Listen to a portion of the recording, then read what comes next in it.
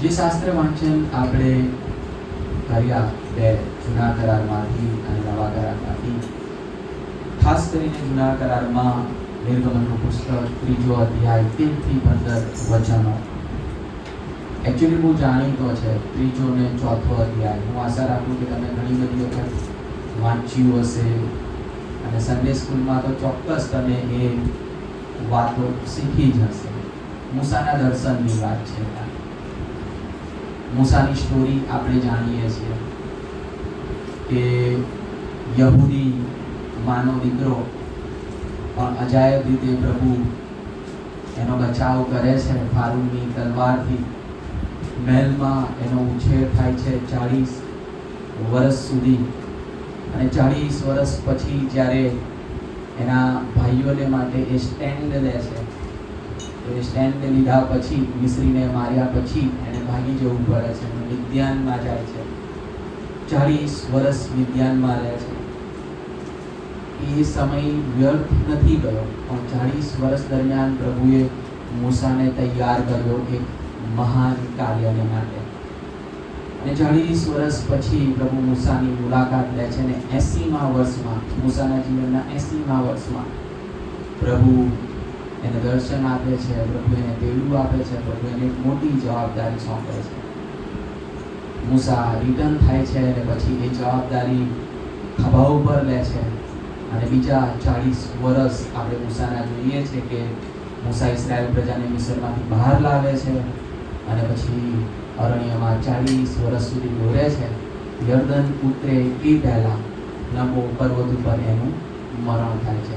એટલે મૂસાના જીવનના 120 વર્ષને આપણે 3 તબક્કામાં જોઈએ છે. 40 વર્ષ મહેલમાં, 40 વર્ષ મિદ્યાનમાં અને 40 વર્ષ ઇસ્રાયેલ પ્રજાને અરણ્યમાં આગેવાની આપે છે.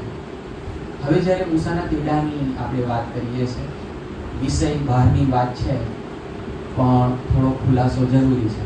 મારો વિષય નથી, ક્લિયર કરું છું પહેલાં, પણ થોડો ખુલાસો જરૂરી છે. જ્યારે પ્રભુ મૂસાને દર્શન આપે છે ત્યારે મૂસા કહે છે કે હું બોલવામાં ધીમો છું. પછી એ જ રીતે તમે યર્મિયા પ્રબોધકનું પુસ્તક આશા રાખું કે વાંચ્યું હશે, 1 અધ્યાય. અને ત્યાં પ્રભુ યર્મિયા પ્રબોધકને તેડું આપે છે અને યર્મિયા શું કહે છે? મને તો બોલતા આવડતું નથી, હું તો હજી બાળક છું. તો ઘણી બધી વખત મેં ઘણા બધા સેવકોને સાંભળ્યા છે કે એ લોકો એવું કહે કે વાના કાઢતા, મૂસાએ બહાનું કાઢ્યું, યર્મિયાએ બહાનું કાઢ્યું. ના, એ બહાનું નહોતું, એમની નમ્રતા. સમજો છો? એ લોકો પોતાને ક્વોલિફાઈડ નથી સમજતા, એ લોકો પોતાને યોગ્ય નથી સમજતા અને પ્રભુની આગળ, પ્રભુના ચરણોમાં પડીને કહે છે, પ્રભુ હું યોગ્ય નથી, હું લાયક નથી. પિતર પણ આવું કહે છે, યાદ છે તમને? ઈસુ કહે છે કે મારી પાછળ આવો, ત્યારે ઈસુ કહેતા, ત્યારે પિતર કહે છે કે પ્રભુ હું પાપી માણસ છું, મારી પાસેથી જા. એટલે આ નમ્રતા છે, એ બહાનું નથી. સમજવાનો પ્રયત્ન કરજો, નમ્રતા અને બહાનાની વચ્ચે ફરક છે.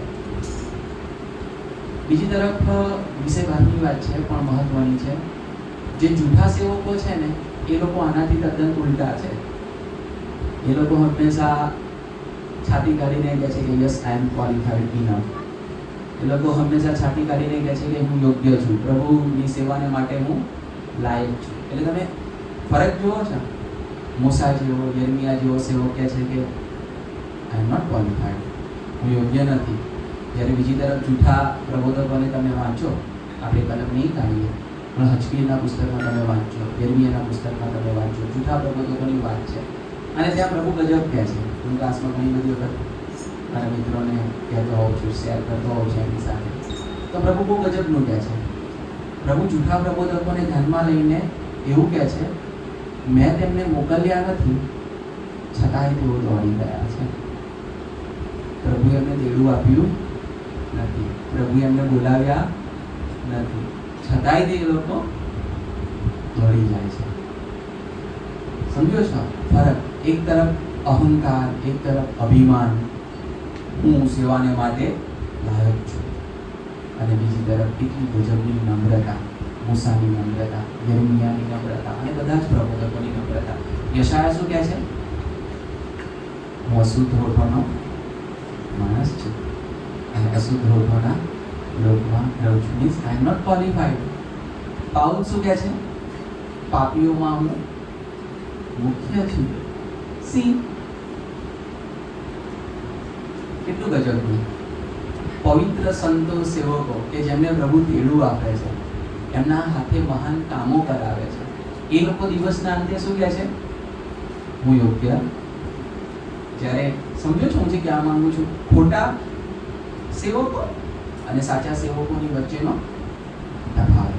આ એક ચિહ્ન તમને આપ્યું. તમે આ ચિહ્ન દ્વારા, પ્રતીક દ્વારા સાચાને ખોટા પ્રબોધકો, સેવકો, શિક્ષકો ને પારખવાનો પ્રયત્ન કરજો. આપણા મુખ્ય વિષય ઉપર આપણે આવીએ તો પ્રભુ મૂસાને જ્યારે દર્શન આપે છે ને, પછી બંનેની વચ્ચે ગજબનો વાર્તાલાપ થાય છે.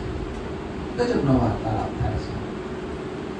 અને એ વાર્તાલાપમાં આગળ જતા પછી મૂસા કહે છે કે ઓકે, હવે તું કહે છે કે ચા પણ હું શું કહું, મને કોણે મોકલ્યો?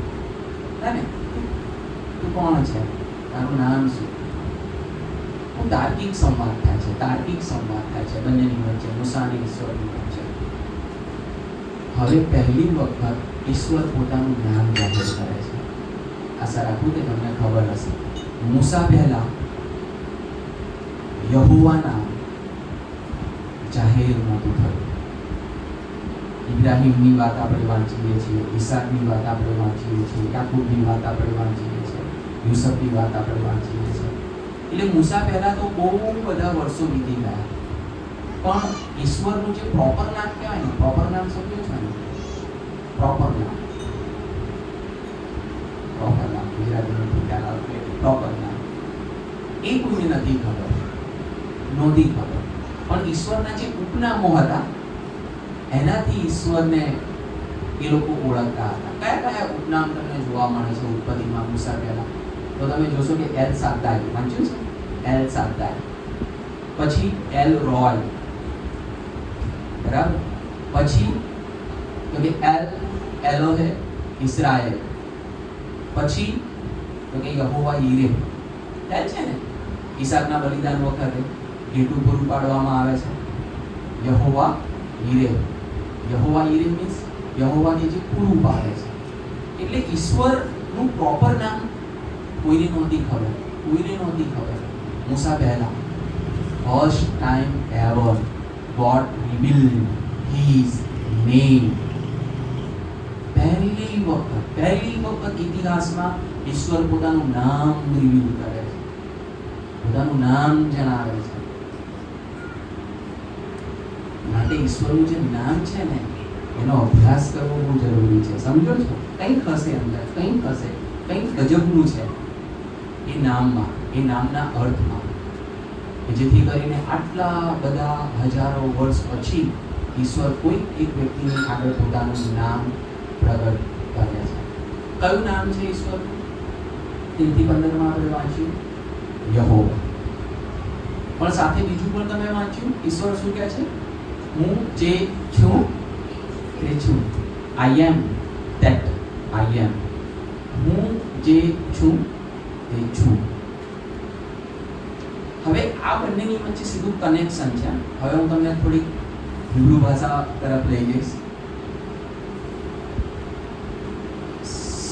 સમજાવવાનો પૂરેપૂરો પ્રયત્ન તો હું કરીશ, પણ શક્યતા છે કે કદાચ વધારે એ વ્યાકરણની ભાષા નહીં સમજી શકાય, પણ જે સીધો સાદો અર્થ છે ને એ તો સમજાશે. ઓકે, સીધો સાદો જે અર્થ છે એ તો સમજાશે.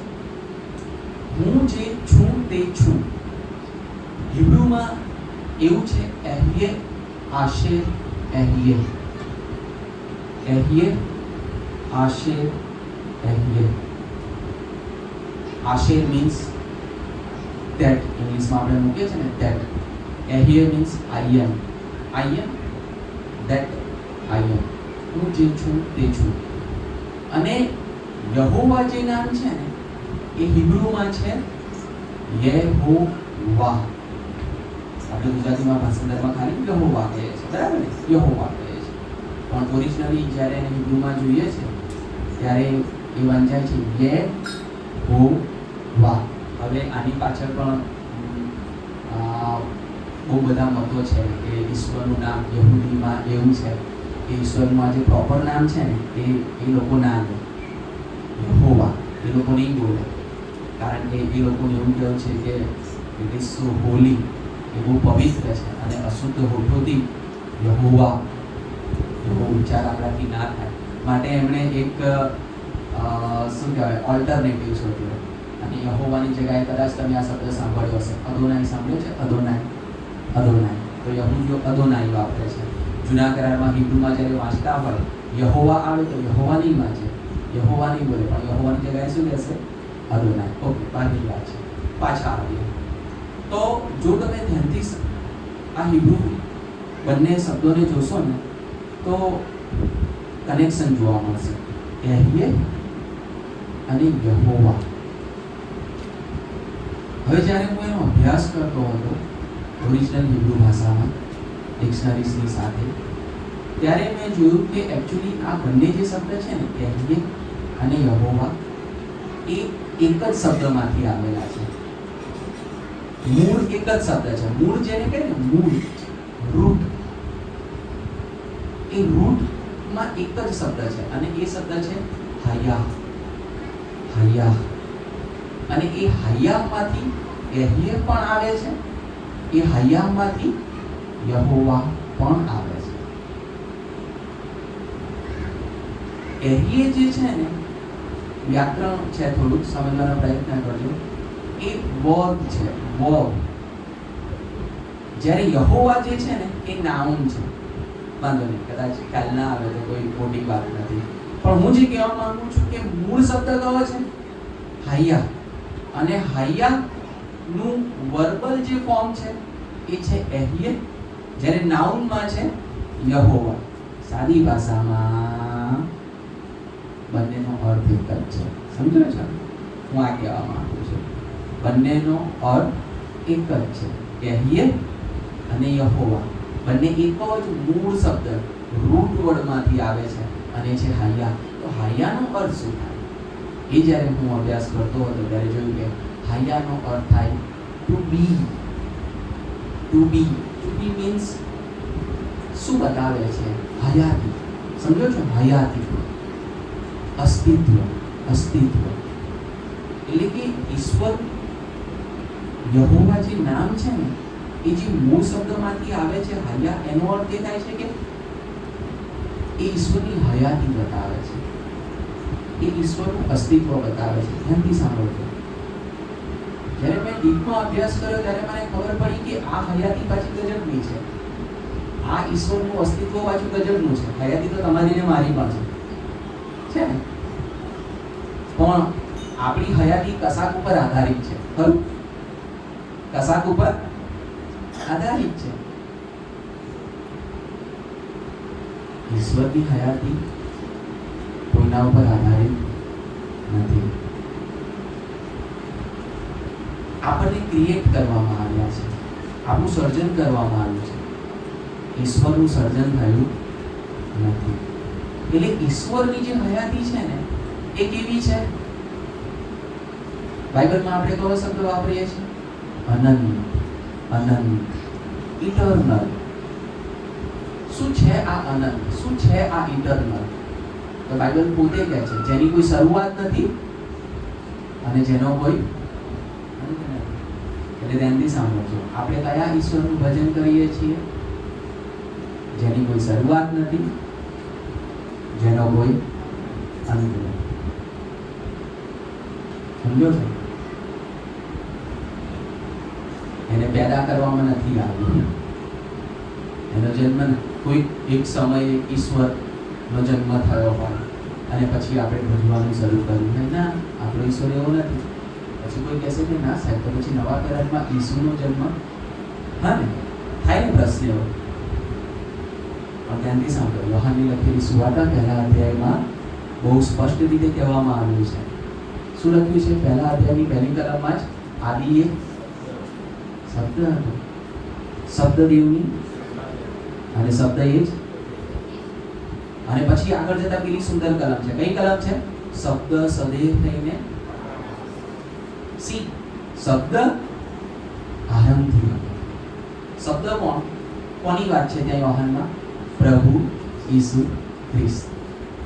હવે એને કઈ રીતના આપણે જોઈ શકીએ? તો ઉત્પત્તિ પહેલો અધ્યાય તમારે વાંચવો પડે. પહેલા અધ્યાયમાં ઈશ્વરે સૃષ્ટિનું સર્જન કેવી રીતે કર્યું? શબ્દ. એટલે સર્જન જ્યારે ઈશ્વર કરે છે એ વખતે પિતા અને પુત્ર બંને છે. સમજો છો? પિતા પણ છે, પુત્ર પણ છે, શબ્દ પણ છે. ઉપનામ છે, ઈસુનું ઉપનામ છે શબ્દ. ગ્રીકમાં એને લોગોસ કહે છે, હિબ્રુમાં એને દેવાર કહે છે, ઇંગ્લિશમાં આપણે એને વર્ડ કહે છે, ગુજરાતીમાં આપણે એને શબ્દ કહીએ છીએ. તો એ શબ્દ તો આરંભથી હતો, પણ એક ચોક્કસ સમયે શું થાય છે? શબ્દ સદેહ થાય છે. માટે ઈસુનો જન્મ એવું નથી કે આપણા ઈશ્વરનો જન્મ 2000 વર્ષ પૂર્વે થયો, એવું નથી. ઘણા લોકો એવું કહે છે, ખબર છે ને, કે ભાઈ ખ્રિસ્તી ધર્મ તો હમણાં 2000 વર્ષ જૂનો છે. કોણે કહ્યું? યોહાન 1:1 આદિએ શબ્દ. એ શબ્દ આરંભથી હતો, ઈસુ આરંભથી હતો, પણ એ શબ્દ સદેહ થઈને એક ચોક્કસ સમયે પૃથ્વી ઉપર આવે છે. ઓકે, બાકી ઈશ્વરનો એક ચોક્કસ સમય જન્મ થયો અને પછી આપણે એ ઈસુના ભજનની શરૂઆત કરી, એવું નથી. He was from the beginning. એ આરંભથી હતો, એ શરૂઆતથી હતો. એટલે કે એની કોઈ શરૂઆત નથી, એનો કોઈ અંત નથી. તમે કદાચ સાંભળ્યું હશે, ઘણા બધા વાક્યો છે રહેલાની કે 2 પ્રકારના ઈશ્વર છે. અને બહુ સરસ છે. જો કે તાર્કિક રીતે વિચારીએ તો કે એક એવો ઈશ્વર છે કે જેણે માણસને બનાવ્યો, અને બીજા ઈશ્વર જેમને માણસે બનાવ્યો. તો આપણે કયા ઈશ્વરનું ભજન કરીએ છીએ?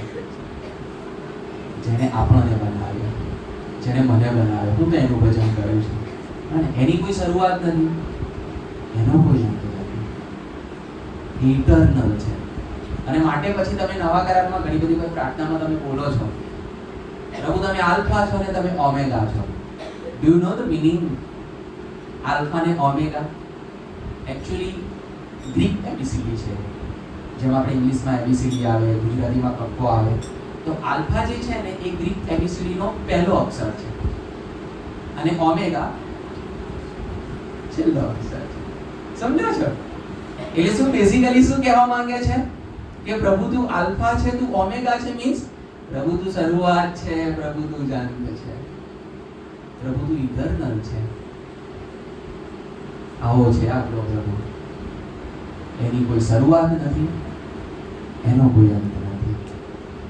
અને ઈશ્વર મૂસાને પોતાનું નામ જણાવે છે ત્યારે ઈશ્વર કહે છે કે હું એહ્યે છું, હું યહોવા છું. મારી કોઈ શરૂઆત નથી, મારો કોઈ અંત નથી. મારું જે જીવન છે એ કોઈના ઉપર આધારિત નથી. પણ પછી વધારે જ્યારે હું અભ્યાસ કરતો હતો ત્યારે મેં જોયું કે ઈશ્વરનું જીવન, ઈશ્વરની હયાતી, ઈશ્વરનું અસ્તિત્વ કોઈના ઉપર આધારિત નથી. પણ એ ઈશ્વર એ બીજા જીવનો માટે કોઝ છે. ઇંગ્લિશમાં એને કોઝ કહે છે, કારણ છે. કારણ કદાચ જો તમે ભણ્યા હો સ્કૂલમાં, કોલેજમાં, કોઝ અને ઇફેક્ટ, બરાબર ને? કોઝ અને ઇફેક્ટ એટલે કે આજે કંઈક બને છે, ઇફેક્ટ થાય છે, તો એની પાછળ શું હોય છે? કોઝ. ઇફેક્ટ મીન્સ અસર અને કોઝ મીન્સ કારણ. એટલે કે મારો જે જન્મ છે, તમારો જે જન્મ છે એ અસર છે, એની પાછળ કોઈ કારણ છે. ને આપણે જ્યારે શોધતા કદાચ વૈજ્ઞાનિકો એ કામ કરે છે, અને હવે એ લોકો ક્યાં જઈને અટક્યા છે? બ્લેક હોલ થિયરીની. અને આશા રાખું કે તમને ખ્યાલ હશે. ઓકે, તો કહે છે કે સૃષ્ટિના સર્જનની પાછળ એક કોઝ છે, એક કારણ છે. અને સાદી ભાષામાં બાઇબલ પ્રમાણે, ખ્રિસ્તી વિશ્વાસ પ્રમાણે એ કારણ કયું છે? ઈશ્વર. યહોવા જે નામ છે એનો અર્થ થાય છે જીવનનો સ્ત્રોત. જીવનનો સ્ત્રોત. એ પોતે તો જીવન છે, ધ્યાનથી સાંભળજો. પણ એટલું જ નહીં, એ જીવન છે એક તરફ, બીજી તરફ એ જીવનનો સ્ત્રોત છે. એનામાંથી જીવન વહે છે, એનામાંથી જીવન નીકળે છે. ગજબની વાત છે. અને હવે નવા કરારમાં આવીએ. નવા કરારમાં યોહાનની લખેલી સુવાર્તામાં આપણે આવીએ. યોહાનની લખેલી સુવાર્તામાં ઈસુના 7 દાવા છે. ખ્યાલ છે ને? આશા રાખું કે તમને ખબર હશે. ઈસુના 7 દાવા. હું જીવનની રોટલી છું, હું જગતનો પ્રકાશ છું, હું બારણું છું, હું ઉત્તમ ધૂમ્રપાવક છું. બરાબર? પુનરુત્થાન તથા જીવન હું છું, માર્ગ તથા સત્ય તથા જીવન હું છું. તમે સાથે દાવાનો અભ્યાસ કરો ને તો ખાલી જગ્યા ખાલી પૂરવામાં આવી છે. ખાલી જગ્યા સમજો છો? સમજો છો? બાકી ઈસુ શું કહે છે? હું છું. સમજવાનો પ્રયત્ન કરજો. બહુ પાવરફુલ છે. એટલે એને ઈસુના 7 દાવા આપ્યા છે. દાવા સમજો છો? ક્લેમ. ઈસુ દાવો કરે છે, હું સાધારણ માણસ નથી. હું કોણ છું? હું છું. એટલે ઈસુ જ્યારે આ બોલે છે ને ત્યારે ઈસુ એમને ક્યાં લઈ જાય છે? નિર્ગમન 3 અધ્યાય 13 થી 15 કલમ. અને ઈસુ એ યહૂદી ધર્મગુરુઓને એમ કહે છે કે તમે લોકોને નિયમશાસ્ત્ર શીખવો છો. એ નિયમશાસ્ત્ર કોની મારફતે આવ્યું? મૂસાની મારફતે આવ્યું. વારંવાર ઈસુ સાથે એ લોકો બહેસ કરે છે. ખ્યાલ છે ને? દલીલ કરે છે એ લોકો. અને શું કહે છે? મૂસાએ આમ કીધું, મૂસાએ તેમ કીધું, મૂસાએ ફલાણું કીધું, મૂસાએ લોકડું કીધું. ઈસુ કહે છે અરે એ મૂસાને દર્શન આપનાર હું છું. બહુ મોટો દાવો હતો. હું છું. હવે યોહાનની લખેલી સુવાર્તામાં આ દાવા છે. સમજવાનો પ્રયત્ન કરજો. થોડું કદાચ અઘરું છે, પણ નવા કરારમાં આપણી પાસે 4 સુવાર્તા છે: મત્તી, માર્ક, લૂક અને યોહાન. યોહાનની લખેલી સુવાર્તા બાકીની 3 કરતાં બહુ અલગ છે. તમે વાંચી છે ધ્યાનથી? વાંચો. ફરી એક વખત અભ્યાસ કરજો. કમ્પેરેટિવ સ્ટડી કરજો. કમ્પેરેટિવ તુલનાત્મક અભ્યાસ કરજો તો ખબર પડશે. મત્તી, માર્ક અને લૂકમાં સરખું સ્ટ્રક્ચર છે. યોહાન તદ્દન અલગ છે. મત્તી, માર્ક અને લૂકમાં તમે જોશો ને તો ચમત્કારોની બહુ વાત છે. યોહાનમાં બહુ ચમત્કારો નથી, ધ્યાનથી વાંચો. પણ યોહાનમાં છે ને લાંબા સંદેશા છે. વાંચ્યું છે? ધ્યાનથી સાંભળો. બહુ લાંબા છે. અને ખાસ કરીને ઈસુ યહૂદી જે આગેવાનો હોય છે ને, આગેવાનો એમની સાથે જે દલીલ કરે છે ને, સંવાદ, એ ત્યાં નોંધવામાં આવ્યા છે. એનું ત્યાં વર્ણન કરવામાં આવ્યું છે. એટલે મહત્વની જે વાત છે તે આ, જો તમે ધ્યાનથી સાંભળશો કે ઈસુએ એ શિક્ષણ ક્યાં આપ્યું? યરુશાલેમમાં. યોહાનની લખેલી સુવાર્તામાં ઈસુના જે મોટા સંદેશાઓ છે ને, સંવાદો જે છે, ઈસુએ ક્યાં કયા બેઝિકલી? યરુશાલેમમાં. મત્તી, માર્ક અને લૂકમાં તમે જોશો ને તો ઈસુની મોટાભાગની સેવા ક્યાં થાય છે? ગાલિલમાં. તમારે ઘરે જઈને અભ્યાસ કરવો પડશે. હા, જો નથી ખબર તો મત્તી, માર્ક અને લૂકમાં તમે વાંચો કે ઈસુની સેવા ક્યાં થાય છે? મોટાભાગની ગાલિલમાં. છેલ્લા અઠવાડિયામાં ઈસુ ક્યાં આવે છે? યરુશાલેમમાં. સમજો છો? ગાલિલને કઈ રીતના રજૂ કરવામાં આવ્યું છે? અભણ લોકો છે ને, શિષ્યોને જોઈને ધર્મગુરુઓ શું કહે છે પ્રેરિતોના કૃત્યમાં? આ તો ગાલિલના છે, આ લોકો તો અભણ છે. એટલે ગાલિલમાં એટલું એજ્યુકેશન કદાચ નથી, એટલું ભણતર નથી. બીજી તરફ યરુશાલેમમાં એજ્યુકેશન છે, ભણતર છે. કારણ કે યરુશાલેમમાં કોણ છે? તો કે જ્ઞાનીઓ છે, પંડિતો છે, ધર્મ ધુરંધરો છે, શાસ્ત્રીઓ છે. એટલે ઈસુની સ્ટ્રેટેજી બદલાય છે. જુઓ તમે, સીધા સાદા સરળ લોકોની સાથે વાત કરે છે તો સાદી ભાષામાં વાત કરે છે, અને હવે જ્ઞાનીઓ અને પંડિતોની સાથે વાત કરે છે તો એમના લેવલની વાત કરે છે. એટલે ત્યાં સંવાદો છે, ત્યાં જ્ઞાનની બહુ બધી વાતો છે, બહુ ઊંડી વાત છે.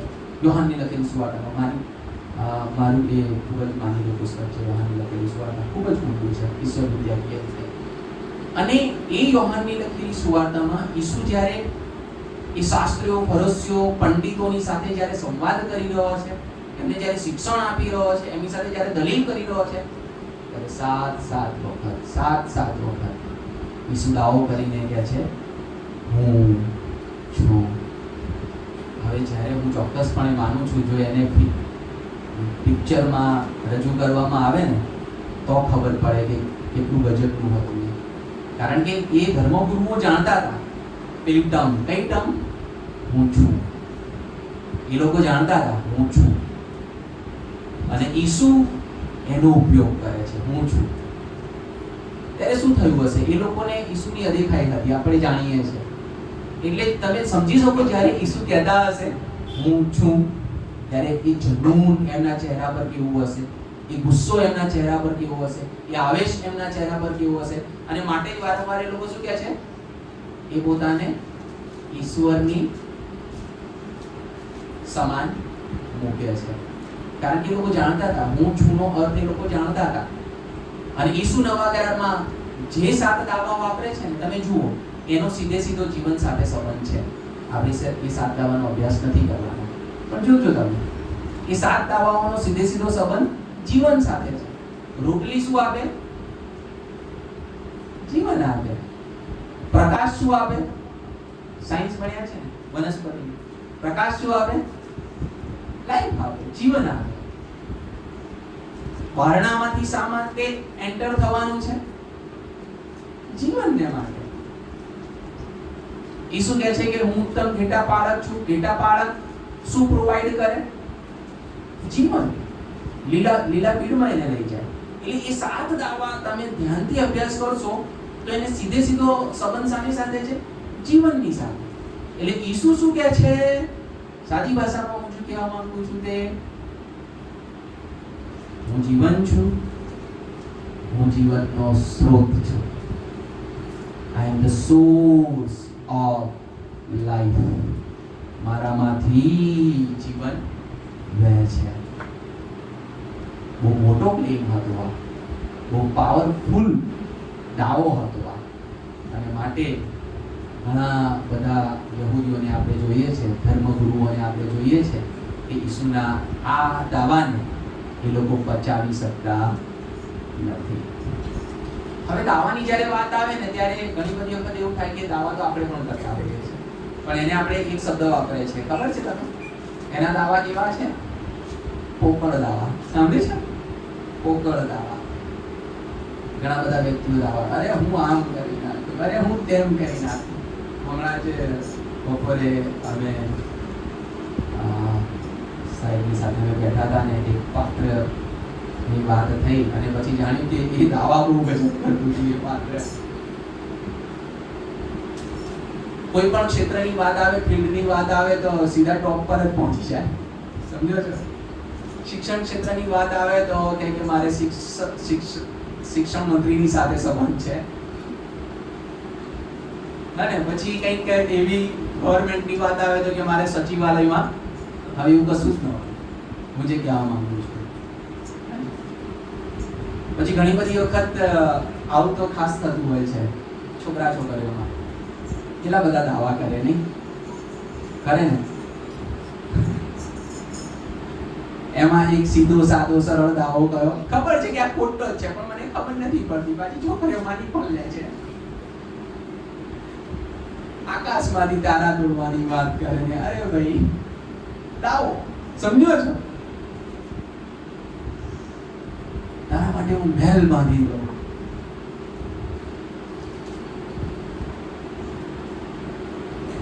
કામ ના કરતો હોય.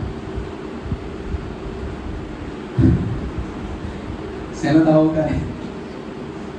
મહેલ બાંધવાનો છે. તમે જોજો, ઘણા બધા પાત્રો છે દાવો કરે, પણ દાવો પૂરો કરવાની ક્ષમતા એનામાં ના હોય. એને આપણે કેવા દાવા કહીએ છીએ? પોકળ દાવા. પોકળ દાવા. ઈસુના દાવા પોકળ નહોતા. હું જે કહેવા માંગુ છું, ઈસુના દાવા ફેક્ટ હતા, વાસ્તવિક હતા. ઈસુ કહે છે કે હું જગતનું અજવાળું છું. દાવો કરે છે, તમે યોહાનની લખેલી સુવાર્તા વાંચો, દાવો કરીને જન્મથી આંધળા વ્યક્તિને દેખતો કરે છે, એને અજવાળું કહે છે. ઈસુ કહે છે કે હું જીવનની રોટલી છું, દાવો કરે છે અને 5000 વ્યક્તિને જમાડે. ઈસુ કહે છે કે પુનરુત્થાન તથા જીવન, અને એવું કીધા પછી કોને સજીવન કરે છે? લાજરસને.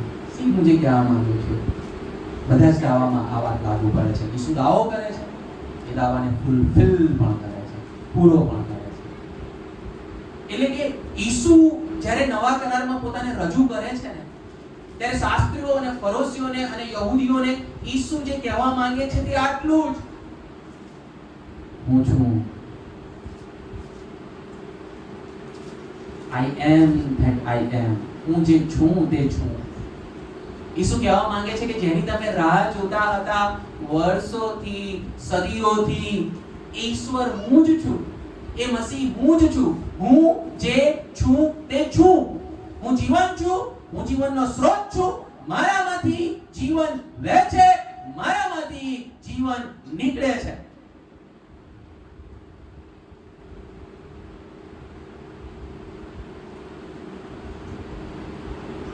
ઈસુમાં જીવન છે. શા માટે ઈસુ એ દાવો કરી શકે છે કે પુનરુત્થાન તથા જીવન હું છું? આપણને કબરમાંથી બહાર કાઢવાનો અધિકાર કેવળ એક જ વ્યક્તિને છે, ઈસુ. શા માટે?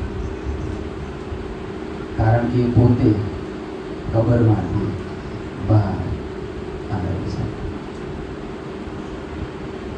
આપણને મરણના બંધનમાંથી છોડાવવાનો અધિકાર કેવળ ઈસુને છે, કારણ કે એણે મરણને હરાવ્યું છે. એ જીવન છે, એ જીવનનો સ્ત્રોત છે. એ કબરમાંથી બહાર આવ્યો છે અને તમને ને મને પણ આપણી કબરોમાંથી બહાર કાઢવાને માટે, આપણને જીવન આપવાને માટે, આપણને પુષ્કળ જીવન આપવાને માટે એ સમર્થ છે. અને માટે એ કહે છે હું છું, હું જીવન છું, હું જીવનનો સ્ત્રોત છું.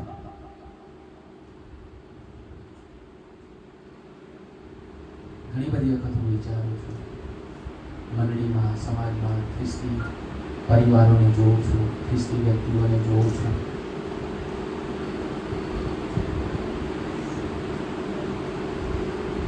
કબરમાં છે, સમજો છો? કબરમાં છે, જીવે છે, પૃથ્વી પર હરે છે, ફરે છે, લાશ છે, અંદરથી મરેલા છે. સંબંધોની દુનિયાનો પ્રશ્ન હોય, ફાઇનાન્સનો પ્રશ્ન હોય, હેલ્થનો પ્રશ્ન હોય,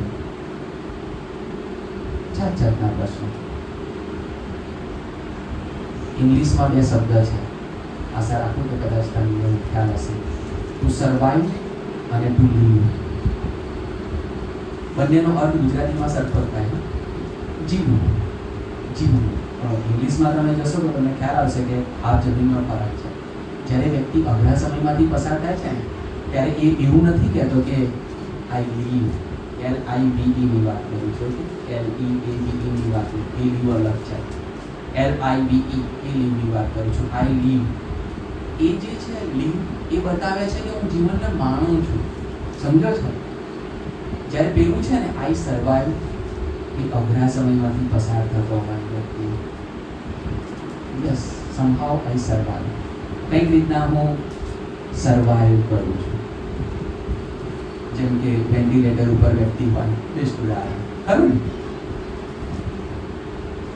સર્વાઈવ કરે છે નહીં, સર્વાઈવ કરે છે. એટલે ઘણી બધી વખત મંડળીમાં જોઉં છું, સમાજમાં જોઉં છું, કેટલું કરવું કહેવાય. આપણી પાસે એ ઈશ્વર છે કે જે જીવનનું સ્ત્રોત છે, જેનામાંથી જીવન વહે છે, જેનામાંથી જીવન નીકળે છે. કેવી રીતે આપણે કબરોમાં રહી શકીએ? કેવી રીતે આપણે જાણે કે મરેલા છીએ, હવે કશું જ નથી? કેવી રીતે? ઈસુ કબરમાંથી બહાર આવ્યો, એ આપણને આપણી કબરોમાંથી બહાર કાઢવાને માટે સમર્થ છે. આપણે કેવી રીતે કબરોમાં રહી શકીએ?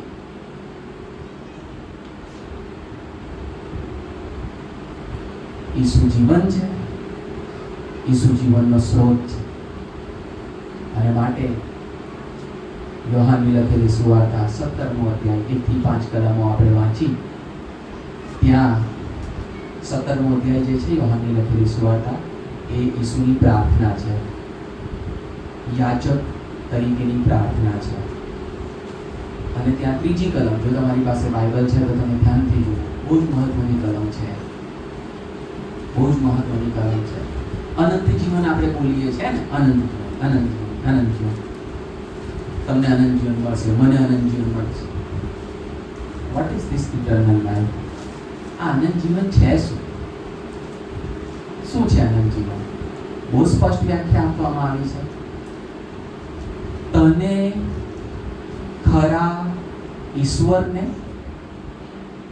તથા મને, એટલે કે તે જેને મોકલ્યો છે, એટલે કે ઈસુને, બરાબર ને, ઓળખે છે. શબ્દ ઓળખે. અનંત જીવન બેઝિકલી શું છે? ઈશ્વરને ઓળખવું. હવે પ્રશ્ન થાય કે ઈશ્વરને ઓળખવું એટલે શું? તો અહીં જે શબ્દ છે ને, ઓળખવું, એના માટે તમારે થોડુંક યહૂદી કોન્ટેક્સ્ટમાં જવું પડશે. કારણ કે સુવાર્તા લખાઈ છે ગ્રીક ભાષામાં, પણ એ કયો કોન્ટેક્સ્ટ હતો? યહૂદી કોન્ટેક્સ્ટ હતો. અને એમની મૂળ ભાષા કઈ હતી? હિબ્રુ ભાષા હતી. હિબ્રુ ભાષામાં યાદા શબ્દ છે, યાદા. યાદાનો શબ્દ થાય ટુ નો. અને મોટા ભાગે જૂના કરારમાં આ શબ્દ ઈશ્વર વાપરે છે. ઓકે, હું જાણું છું, ઈશ્વર દાવો કરે છે, હું જાણું છું.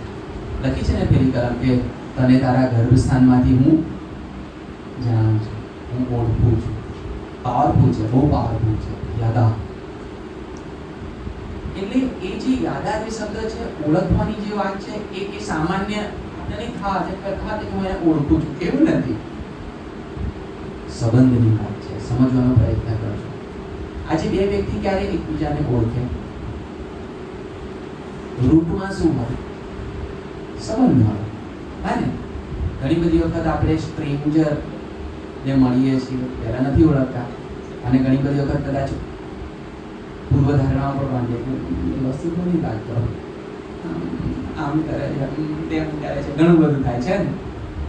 કોઈકના માટે પાછી સારી પૂર્વધારણા બાંધી, હા આ તો ગજબ છે, હે ને? આપણે પૂર્વધારણાઓ બાંધી દઈએ, પછી આપણે એની સાથે સંબંધ મીન્સ કોમ્યુનિકેશન થાય, વાતચીત થાય, ધીમે ધીમે આપણે એને ઓળખીએ. ક્યારેક આપણી પૂર્વધારણા ખોટી પણ પડે, અરે આજે તો હું આવું માનતો હતો ને આવો નહીં થાય છે એવું. અને ઘણી બધી વખત જ્યારે આપણે કોઈ વ્યક્તિને વધારે સમય આપીએ ત્યારે શું થાય છે? એ બે વ્યક્તિ એકબીજાને વધારે સારી રીતે ઓળખે છે. આવું ખાસ કરીને ક્યાં થાય? આમ તો બધા જ સંબંધમાં થાય, પણ તમે લગ્ન જીવનના સંબંધને જુઓ, ધ બેસ્ટ. ખરું? બે અજાણી વ્યક્તિ, હું વારંવાર કહેતો હોઉં છું મારા સંદેશામાં, બે અજાણી વ્યક્તિ અલગ બેકગ્રાઉન્ડમાંથી આવે, અલગ સંસ્કૃતિમાંથી આવે, અલગ માન્યતાઓ હોય, ઘણું બધું.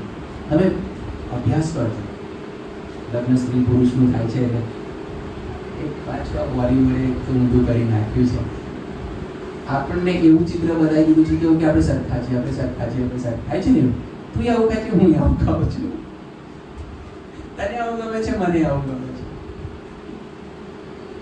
ખોટી ડેફિનેશન આપી દીધી છે, ખોટું એક્સપ્લેનેશન આપી દીધું છે. બે વ્યક્તિ, તમે અભ્યાસ કરો સાયકોલોજીની, દે આર કમ્પ્લીટલી ડિફરન્ટ. સમજો છો? એકદમ અલગ વ્યક્તિ. અને લગ્ન જીવનમાં મને આ વસ્તુ ગમે છે. બે વ્યક્તિ એકદમ અલગ લગ્ન કરે, દિવસો પસાર થાય, મહિનાઓ પસાર થાય, વર્ષો પસાર થાય, પછી એકબીજાને ઓળખે. ખ્યાલ છે ને? તમે જોયા છે જેમના લગ્ન થયેલા છે મોટી ઉંમરના, એમને તો અનુભવ ખાસ હશે. પછી એ લોકો એક્સ્ટ્રીમ લેવલે એકબીજાને ઓળખતા હોય, એક્સ્ટ્રીમ લેવલે. અને એનું ઉદાહરણ આપે, ઘરમાં મહેમાન આવે ને તો ખબર પડી જાય કે આમના માટે ચા મૂકવાની છે કે નહીં. મને ખબર નથી આ કલ્ચરમાં એવું થાય છે કે નહીં, પણ અમારા અમદાવાદના કલ્ચરમાં એવું ઓછું થાય. સમજો છો? બંને એકબીજાની સામે રીતે જુએ ને ત્યાં કોમ્યુનિકેશન થઈ જાય. આખો ખબર નહીં શું થાય છે, પણ પતિ પત્ની આમ જુએ ને ખ્યાલ આવી જાય. હા ને, મેસેજ પાસ થઈ જાય કે ઓકે, અદ્ભુત છે, અદ્ભુત છે. ક્યારે એ લેવલે પહોંચે? એક રાતમાં? મહિનાઓ, વર્ષો સાથે ગાળ્યા, એકબીજાને ઓળખ્યા, અને ત્યારે એ ડીપ અન્ડરસ્ટેન્ડિંગ આવી. હે ને? ચાલો જોઈને જ ખ્યાલ આવી જાય કે કંઈક પ્રોબ્લેમ છે. થાય છે ને? અને પછી પત્ની પૂછે કે શું થયું, કે પછી પતિ પત્નીને પૂછે કે શું થયું, અને કંઈક થયું છે. બધાને ના ખબર પડે, ખબર પડે ના ખબર પડે, પણ પતિ પત્નીમાં તમે જોજો કે ખબર નહીં શું છે, પણ એક ડીપ અન્ડરસ્ટેન્ડિંગ છે. એકબીજાને બહુ ઊંડાણથી ઓળખે છે. પણ હું જે કહેવા માંગુ છું, એક રાતમાં એવું થતું, વર્ષો એકબીજાની સાથે જ્યારે વિતાવે છે ત્યારે એકબીજાને નિકટથી ઓળખે છે. અહીં બાઇબલ જે કહેવા માંગે છે ને, ઈશ્વરને ઓળખવા, એ આ જ વાત છે. સમજો છો? ત્યારે આપણે ઈશ્વરને ઓળખી શકીએ. રવિવારે દેવળમાં આવવાથી આપણે ઈશ્વરને ઓળખી શકીએ. પછી ઘરે જતું રહેવાનું, પછી આપણા કામમાં વ્યસ્ત થઈ જવાનું, રાત્રે પછી IPL જોવાનું. IPL પૂરી થાય પછી પેલું કંઈક બીજું 2020માં આવી જાય, એનું પૂરું થાય ને ત્રીજું કંઈક આવી જાય. આ પણ એક તમારે સમજવું પડશે. શેતાન બહુ ચાલાક છે, એ હંમેશા આપણને વ્યસ્ત રાખે. સમજો છો? તમે વાંચો, ખાસ એ કલમ છે નિર્ગમનના પુસ્તકમાં. ફારૂને વેઠ નાખી, ખ્યાલ છે? વેઠ. અને પછી ત્યાં કારણ આપ્યું છે. એ લોકો એમાં મથ્યા, બીજું કંઈ વિચારે એમાં મથ્યા માટે ફારૂને વેઠ નાખી કે બસ તમે મજૂરી કર્યા કરો, તમે કામ કર્યા, બીજું કશું વિચારશો. આજે આપણને કોઈ બળજબરીથી આપણા પર વેઠ નથી નાખતું, પણ જે પ્રમાણે સમજો છો બિઝનેસ ચાલી રહ્યો છે, આખું વર્લ્ડ ચાલી રહ્યું છે, ગ્લોબલાઇઝેશન જે ચાલી રહ્યું છે, આપણને ખબર જ નથી. અને આપણે કેવા ગુલામીમાં આવી જઈએ છીએ. એક પછી આ પૂરું થાય, પેલું પૂરું થાય, ફલાણું નોકરું ચાલુ છે, અને આપણે આપણો કિંમતી મહત્વનો સમય વેડફી નાખીએ છીએ. થોડોક વિચારવાનો પ્રયત્ન કરજો. સારા ઈશ્વરને ઓળખવાની વાત આવે તો ઈશ્વર સાથે બેસવાની વાત આવે. ઈશ્વરની વાત સાંભળવાની વાત આવે.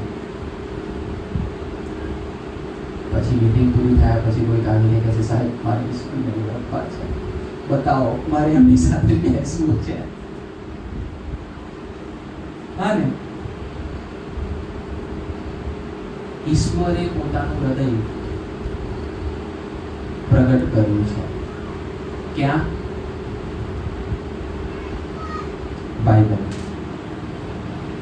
બાઇબલનો અભ્યાસ કરીએ, બાઇબલનું મનન કરીએ, બાઇબલને વાંચીએ ત્યારે ઈશ્વર બોલે છે. હજારો વર્ષ પહેલા લખાયું છે, પણ આજે પણ આપણે એને શું કહીએ છીએ? જીવંત વચન કહીએ છીએ ને. જીવંત શા માટે જીવંત કહીએ છીએ? એ આજે પણ બોલે છે. ઈશ્વર 2000 વર્ષ પહેલા બોલ્યો, પણ વાર્તા પતી નથી. આજે પણ જ્યારે એ આપણે વાંચીએ છીએ ત્યારે ઈશ્વર બોલે છે. એટલે જ્યારે આપણે બાઇબલ વાંચીએ છીએ, જ્યારે આપણે મનન કરીએ છીએ, જ્યારે આપણે ચિંતનમાં સમય પસાર કરીએ છીએ, જ્યારે આપણે પ્રાર્થના કરીએ છીએ, ત્યારે ઈશ્વર આપણા હૃદયની સાથે ઈશ્વર પોતાને પ્રગટ કરે છે. સમજો છો? ઈશ્વર પોતાને પ્રગટ કરે છે. દાઉદ માટે એક સુંદર કલમ લખી છે. આશા રાખું કે તમે જાણતા હશો. પ્રેરિતોના કૃત્યમાં પણ એ વાત નોંધવામાં આવી છે. શું કહે છે? મારો મનગમતો એક માણસ એટલે યશાઈનો દીકરો દાઉદ મને મળ્યો છે. અને પછી પ્રભુ કહે છે, તે મારી બધી ઈચ્છા પૂરી કરશે. અને ભાઈ દાઉદને કેમ નહીં ખબર કે પ્રભુની શી ઈચ્છા છે? પ્રશ્ન થવો કદી આવો? દાઉદને ખબર હતી ઈશ્વરની ઈચ્છા છે. જાણો છો ત્યાં ઈશ્વરની સાથે બેસતો હતો, ઈશ્વરના ચરણોમાં બેસતો હતો, ઈશ્વરના હૃદયમાં ડોક્યું કરતો હતો. ઈશ્વર કેવા છે, ઈશ્વર શું ઈચ્છે છે, ઈશ્વર શું માંગે છે, માટે એને ખબર હતી કે ઈશ્વરની શી ઈચ્છા છે. અને માટે ઈશ્વર દાઉદ ઉપર વિશ્વાસ કરતા કહે છે, એને ખબર છે મારી ઈચ્છા શી છે અને તે મારી બધી ઈચ્છા પૂરી કરશે. આપણા માટે પ્રભુ કહી શકે આવું? જસ્ટ વિચાર. અનંત જીવન શું છે? 17મો અધ્યાય યોહાનની લખેલી 16 કલમ આપણે વાંચી. ઈશ્વરને ઓળખવા ઘણી બધી વખત આપણે એવી સમજણ સાથે જીવીએ છીએ ને કે આપણે મરીશું પછી આપણને અનંત જીવન મળવાનું છે. આપણે ઘણી બધી વખત સેવકો કદાચ આ રીતના ખોટી ડેફિનેશન આપી દે છે, ખોટી સમજણ. એટલે કે તો અહીંયા આપણે શું કરવાનું, આ શું કરીએ છીએ? ખોટી સમજણ છે. મરણ પછી અનંત જીવન નથી. અનંત જીવનની શરૂઆત અહીંથી થાય છે, પૃથ્વી ઉપર જ છે. ફરીને એક વખત ત્રીજી કલમનો અભ્યાસ કરો, ધ્યાનથી વાંચો. શું લખ્યું છે? અનંત જીવન શું છે? તો કે ઈશ્વરને ઓળખવા, તને ઓળખે, મને ઓળખે. એ શું કહે છે? જ્યારે વ્યક્તિ ઈશ્વરને ઓળખે છે ત્યાંથી અનંત જીવનની શરૂઆત થાય છે. એટલે ઈશ્વરને ઓળખે વ્યક્તિ એટલે સીધી વાત છે કે એને ખ્યાલ આવે કે ઈશ્વર કોણ છે? ઈશ્વર જીવન છે. ઈશ્વર કોણ છે? તો કે જીવનનો સ્ત્રોત છે. અને જ્યારે કોઈ વ્યક્તિને એ સમજણ પ્રાપ્ત થાય કે મારો ઈશ્વર એ જીવનનો સ્ત્રોત છે, એનામાંથી જીવન નીકળે છે, એનામાંથી જીવન વહે છે, એ કેવી રીતે કબરમાં રહી શકે? સમજો છો? એ કેવી રીતે કબરમાં રહી શકે? એટલે અનંત જીવનની શરૂઆત ફરીને એક વખત ધ્યાનથી સાંભળજો, અહીંથી જ થાય છે. તો પછી પ્રશ્ન થાય તો પછી સાહેબ આપણું મરણ અને પછી આપણી બોડી કબરમાં જાય તો એના 2 સ્ટેજ છે. કદાચ એવું કહીશું અનંત જીવનના 2 સ્ટેજ છે. પહેલો સ્ટેજ પૃથ્વી ઉપર છે, આ બોડીમાં. અને બીજો સ્ટેજ કબરની પેલે પાર છે. ત્યાં પણ બોડી રહેવાનું છે. ખ્યાલ છે ને તમને? માટે આપણે શું કહીએ છીએ?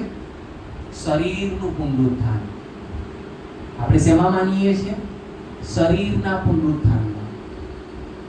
અને માટે આપણું શરીર ધૂળમાં જાય છે ખરું, પણ કઈ આશા છે? એ ધૂળમાંથી ફરીને એક વખત આપણે ઊભા થવાના છીએ, આપણે બેઠા થવાના છીએ. આપણો ઈશ્વર એ જીવન છે, આપણો ઈશ્વર એ જીવનનો સ્ત્રોત છે.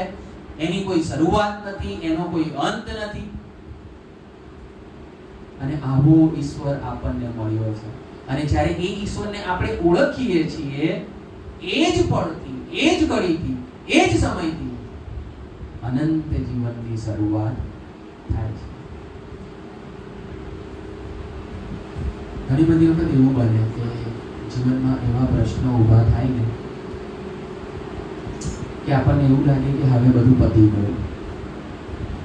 દરેક વ્યક્તિ, હું માનું છું દરેક વ્યક્તિ એમાંથી પસાર થતો હશે. અઘરા દિવસો, કપરા દિવસો. એવું લાગે કે બસ હવે તો પૂરું છે, એવી ફિલિંગ્સ કે હવે તો પૂરું. એવું લાગે કે જાણે કે હું તો ધૂળ થઈ ગયો છું. એવું લાગે કે જાણે કે હું તો રાખ બની ગયો છું. જો એવી લાગણી આજે છે કે હું ખલાસ થઈ ગયો છું, હું મરી ગયો છું, ખાલી લોકોને દેખાય છે પણ હું લાશની જેમ ચાલી રહ્યો છું, એ જીવન મારામાં નથી, હું ધૂળ છું, હું રાખ છું, તો આજે સાંજે ખાલી એક જ વાત કહેવા માંગુ છું. આપણો ઈશ્વર એ જીવનનો સ્ત્રોત છે. ઈસુ કબરમાં ગયો, કબરમાંથી બહાર આવ્યો. ઈસુ આપણને આપણી કબરોમાંથી બહાર કાઢવા માટે સમર્થ છે. સંબંધોની દુનિયામાં નિષ્ફળ ગયા છો, ફાઇનાન્સમાં નિષ્ફળ ગયા છો, એવું લાગે છે કે ફિનિશ. પ્રભુ ત્યાંથી આપણને બેઠા કરી શકે છે.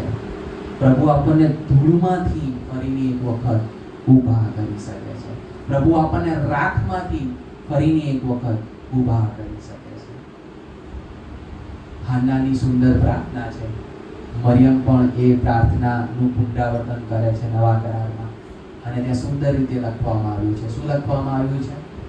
તું રાખને ધૂળમાંથી ઉઠાવીને ઉચ્ચ પદવી પર મૂકે છે. સી, ધૂળ એટલે કે કોઈ જ વિચાર નહીં, ખલાસ થઈ ગયેલાની ભાવના, પૂરું થઈ ગયું છે, ફૂલ સ્ટોપ આવી ગયું છે, હવે કશો જીવનનો આનંદ છે જ નહીં, એવી ભાવના, એવી લાગણી. અને બાઇબલ કહે છે કે આપણો ઈશ્વર કેવો છે? કે આપણો ઈશ્વર આપણને ધૂળમાંથી ઊભો કરનારો ઈશ્વર છે. આપણો ઈશ્વર આપણને આપણી કબરોમાંથી બહાર કાઢનારો ઈશ્વર છે. આપણો ઈશ્વર આપણને જીવન આપનારો ઈશ્વર છે. આપણો ઈશ્વર આપણને પુષ્કળ અને ભરપૂર જીવન આપનારો ઈશ્વર છે.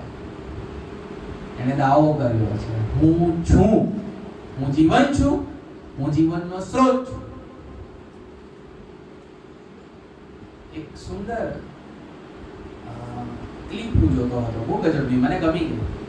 એનિમેશન આવે છે ને, અમુક મિનિટોની જ હતી, પણ બહુ અદ્ભુત હતી. તો એ ક્લિપમાં એવું બતાવ્યું કે આપણે કેવું કરીએ છીએ, માણસ તરીકે આપણે કેવું કરીએ છીએ. તો અરણ્ય હતું, અને અરણ્યમાં એક વ્યક્તિ ચાલે છે અને પછી એની પાસે પેલો ચંબુ હોય, બરાબર ને, પાણી માટેનો જગ હોય, જોઈ છે? ઓકે. તો પીવે છે અને પછી ખલાસ પણ થઈ જાય છે. તો કે હવે ખલાસ થઈ ગયું, હવે મારે શું જોઈએ? પાણી. અને પછી એને દૂર દેખાય છે તો કંઈક લાગે છે કે જાણે કે ત્યાં કંઈક પાણી છે. ખોટું આકર્ષણ હતું અને ખોટી રીતે એને ત્યાં આકર્ષવાનો પ્રયત્ન કરવામાં આવે છે જગત દ્વારા, અને વ્યક્તિ દોડે છે એ તરફ. ઈશ્વર એને રોકવાનો બહુ પ્રયત્ન કરે છે. બીજી તરફ એવું છે કે એ દોડી રહ્યો છે આ તરફ પાણી માટે, ઈશ્વર એને વારંવાર વાળવાનો પ્રયત્ન કરે છે, અને બીજી તરફ પણ પાણી હતું. સમજો છો? એટલે બે તરફ એને એવું દેખાય છે કે પાણી ત્યાં છે, પણ બીજી પણ એક જગ્યા હતી કે જ્યાં પાણી હતું.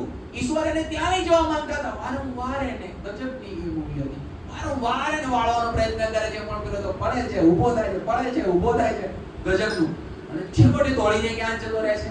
ઈશ્વર જ્યાં નથી ઈચ્છતા એવી જગ્યાએ પાણી માટે પહોંચી જાય છે. પાણી માટે પહોંચે છે ને પછી નળ ખોલે છે તો પાણી હોતું જ નથી. પછી બહુ બધા પ્રયત્ન કરે છે ને છેવટે પછી એની હોશિયારીનો ઉપયોગ કરે છે ને બધું. અને છેવટે પછી જ્યારે બહુ જ બધા પ્રયત્ન કરે છે ને ત્યારે એક ટીપું પડે છે પાણી, સમજો? એની જીભ ઉપર લે છે, અને એ એક ટીપાથી પાછો એને સંતોષ થાય છે, અને એ સંતોષ સાથે પાછો ફરે છે. પછી જ્યાં ક્લિપ પૂરી થાય છે ને એ બહુ ગજબનું હતું. એ પાછો ફરે છે ને પછી પેલી જગ્યા બતાવવામાં આવે છે જ્યાં ઈશ્વર એને લઈ જવા માંગતા હતા. એ ઝરણું હતું. ઝરણું હતું. સમજો છો? આપણે આવું જ કરીએ છીએ. ઈસુ શું કહે છે યોહાનની લખેલી સુવાર્તામાં જ? સમરૂની સ્ત્રી સાથેનો વાર્તાલાપ આવ્યું યાદ? હું પાણી આપીશ અને પછી શું લખવામાં આવ્યું છે? તને કદી તરસ લાગશે? ઈસુની પાસે એ પાણી છે, એ જીવંત પાણી છે. ઈસુની પાસે એ જીવન છે, એનામાંથી જીવન નીકળે છે. અને ઈસુ બોલાવે છે, આવો અને મારી પાસેથી મફત પાણી લો. આવો ને મારી પાસેથી મફત જીવન લો. પણ દુઃખની વાત એ છે, ઓપન ઇન્વિટેશન હોવા છતાં પણ ઘણા બધા પાત્રો તરસ્યા રહે છે પણ ઈસુની પાસે આવતા નથી. ફરીની એક વખત આજે સાંજે ઘરે તમે રિટર્ન થાઓ તો બસ ખાલી આ વાત ઉપર વિચાર કરજો કે આપણો ઈસુ કબરમાંથી બહાર આવેલો ઈસુ અને આજે હું ક્યાં છું? આપણે કબરમાંથી બહાર આવ્યા છીએ, આપણે જીવનમાં છીએ, આપણે જીવનને માણી રહ્યા છીએ, એ ભરપૂરીપણામાં જીવી રહ્યા છીએ કે પછી આજે પણ આપણી કબરોમાં છીએ, મરેલા છીએ, સુકાયેલા જીવન. હજકીએલનું પુસ્તક 37મો અધ્યાય, આશા રાખું કે તમે વાંચ્યું હશે. ત્યાં નર્દમ હાડકાની ખીણ છે, ખ્યાલ છે ને? નર્દમ હાડકાની ખીણ. અને પછી બાઇબલમાં લખ્યું છે કે એ નર્દમ હાડકામાંથી ઈશ્વર માણસોને ઊભા કરે છે, સૈન્યને ઊભું કરે છે. આ છે આપણો ઈશ્વર. આપણે મરી ગયેલા છીએ, આપણે નર્દમ હાડકા જેવા છીએ, પણ ઈશ્વર આપણને સજીવન કરી શકે છે. ઈશ્વર આપણને જીવન આપી શકે છે. ઈશ્વર આપણને આપણી કબરોમાંથી બહાર કાઢી શકે છે. ઈશ્વર આપણી પરિસ્થિતિને પળવારમાં બદલી શકે છે. કારણ કે એ જીવનનો સ્ત્રોત છે.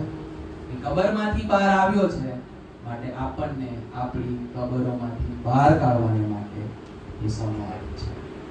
આવો થોડી પળો આપણે પ્રભુની આગળ શાંત થઈએ. થોડી પળો વિચાર કરીએ કે ક્યાં છીએ આપણે. પુનરુત્થાન પામેલા ઈસુનું ભજન કરીએ છીએ.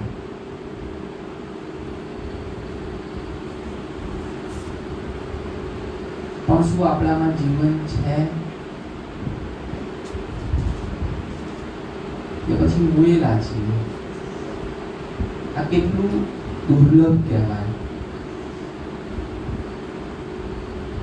કે આપણી પાસે પુનરુત્થાન પામેલો ઈસુ છે, એ જીવનનો સ્ત્રોત છે, અને છતાંય આજે આપણે આપણી કબરોમાં છીએ.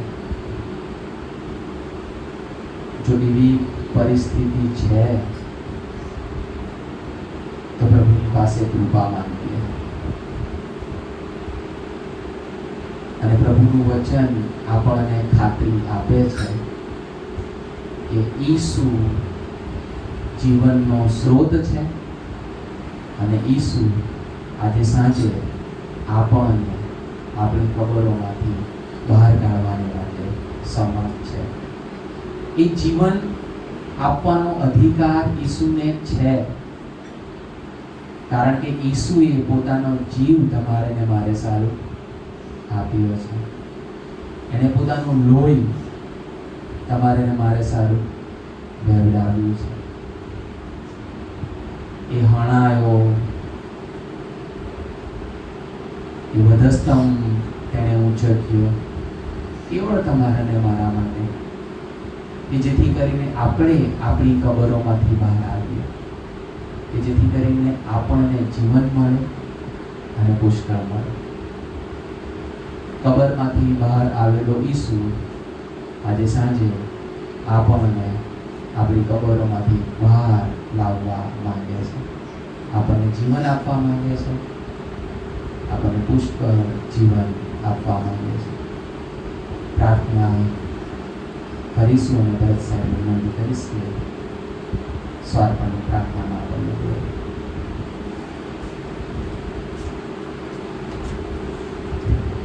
પ્રાર્થના કરીએ. પ્રભુ, ધન્યવાદ તમારા જીવિત નામને અમે આપીએ છીએ અને આરંભથી જ માટે અમે તમારી સ્તુતિ કરીએ છીએ. પ્રભુ, અમે તમને ઓળખીએ એ જ અમારા માટે અનંત જીવન છે અને ઓળખવાને માટે પ્રભુ અમારો જે ત્યાગ છે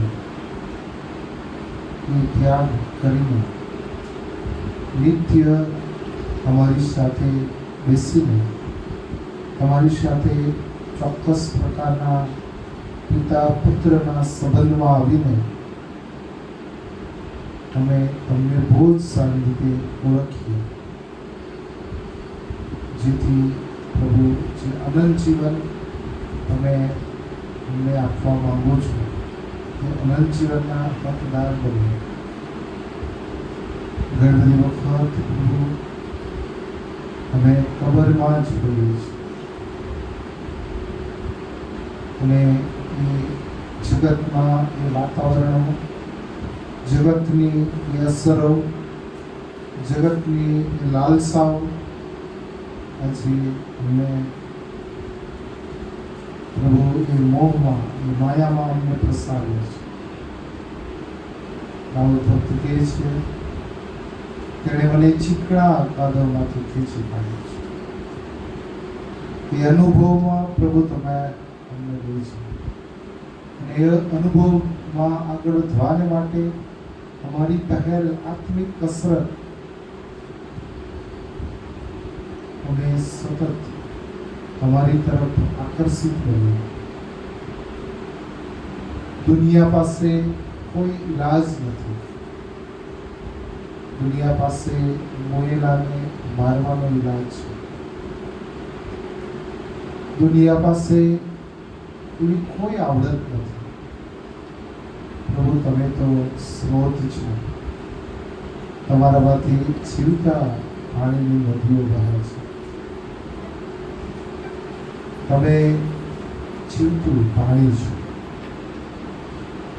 એ વાતને સ્વીકારીને સમૃદ્ધ સ્ત્રી ગામમાં જઈને વાત જાહેર કરી, કારણ કે તેને ઓળખ પ્રાપ્ત થઈ. પિતા એ ઓળખ પામી જીવતા ઈશ્વર માટે અમને પ્રભુ તૈયાર થયા.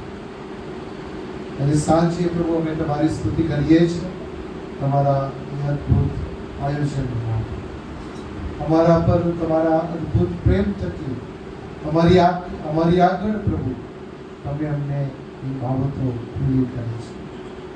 ત્યારે પ્રભુ એ રાત કે બાદ સ્વીકારવાને માટે તમે અમને સહાય કરો, જેથી પ્રભુ અમે બાગમાં રહીને, એ ધનમાં રહીને અમે તમારી સાથેની સંગતમાં હંમેશા સળગતા રહીએ, વૃદ્ધિ પામતા રહીએ અને ઘણા બધા જીવનોને માટે અજવાળાનું કારણ બને માટે તમે અમને સહાય કરો.